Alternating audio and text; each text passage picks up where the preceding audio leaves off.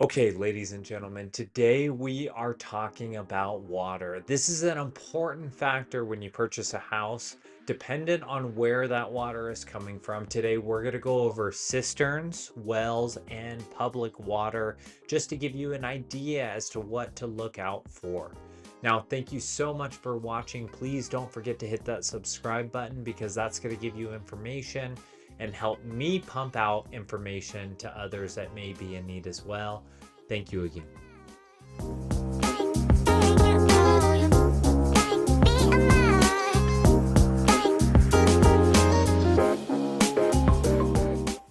All right, the most common form of water, of course, especially if you live in the city, is that of public water. Now, that public water is provided by the city. They typically have a reserve in the event of an emergency that they could still supply the public with water. Now, there are some concerns with that reserve. Is it big enough to sustain a long-standing emergency? Just for example, right now in Billings, we only have a reserve of about 12 hours. So in the event of an emergency, the city can only provide about 12 hours worth of water to all the occupants in the city. Now, there are some other concerns of city water as well, one being the additives. So, for example, they add chlorine or chloramine to help with disinfecting the water so that it is safe to drink to the general public. Now, I'm not here to debate whether chlorine or chloramine should be added to the water. My goal is just to educate you on what is added to the water. Now, fluoride is also added to the public water as a general public health measure. And again, that can be debated as well. Just know that they do add that as a broad scope in order for it to be drinkable and safe to the general public. Without that chlorine, you could be introducing bacteria. So if you live within city limits and city water is available, that's great. Again, never guaranteed in the event of a long-standing emergency, but just something to consider. If you're moving on the outer skirts, there's a good potential that you could run into wells or cisterns. Now, this is a hot topic here in Montana because different parts of the city don't have natural aquifers that wells can utilize.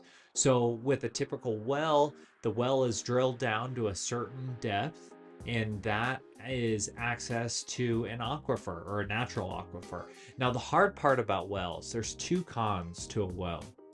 The first con is that the well is never guaranteed. Much like public water, they have to have some sort of reserve in there. So there's a lot of wells that are even within the city limits that some of them have run dry. So if there's no more water in that aquifer, the well isn't going to do you much good. The second con is that if there's no electricity, that pump that is running the well isn't going to be sufficient because it's not going to be able to pump that water up out of the well into your house. So if you're relying strictly on a well, you're going to need a pump in order to pump that water out of the well and into your home.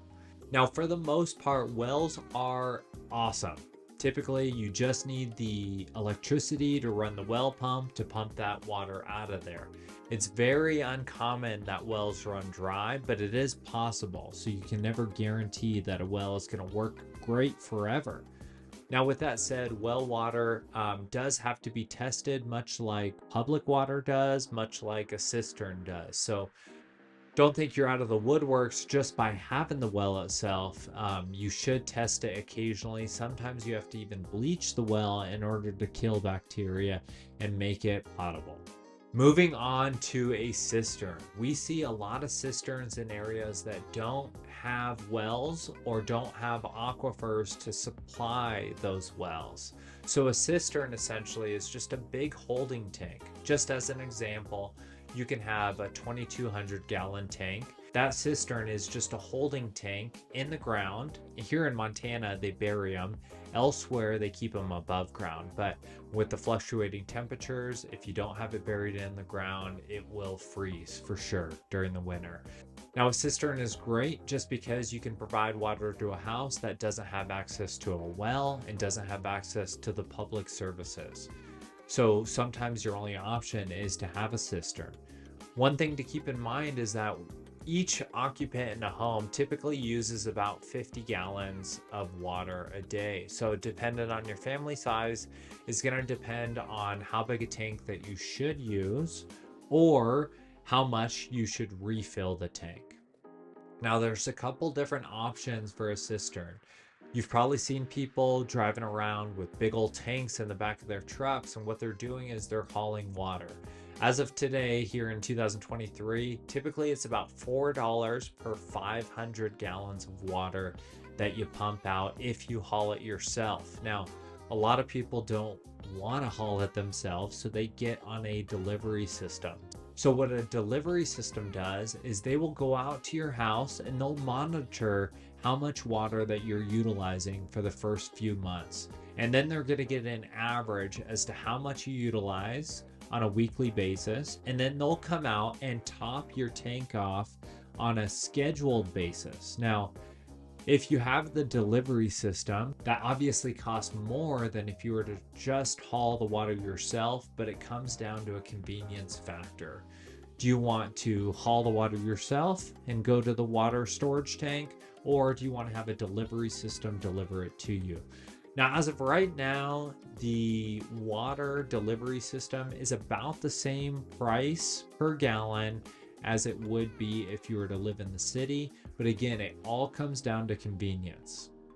Now, the limitations on a cistern are that you kind of have to ration the amount of water that you use. So you can't just depend on water being there because you only have so many gallons in the tank. So that is just something to consider.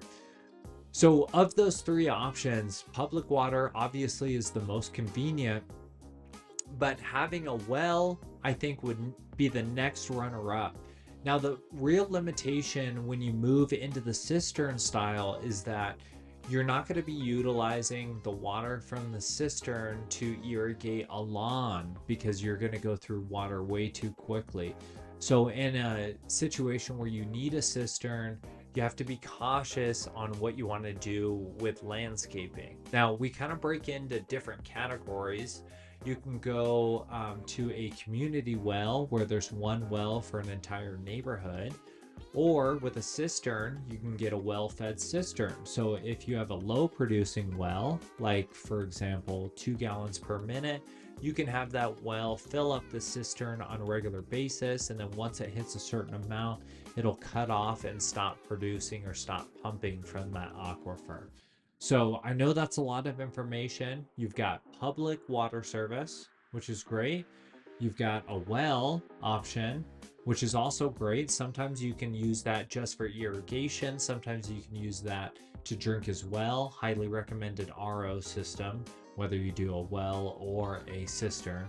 Or you've got the third and I'd say least convenient as a cistern type system. I hope that provides some clarification between public services, between a well, and between a cistern style system. Thank you so much for watching and have a great day.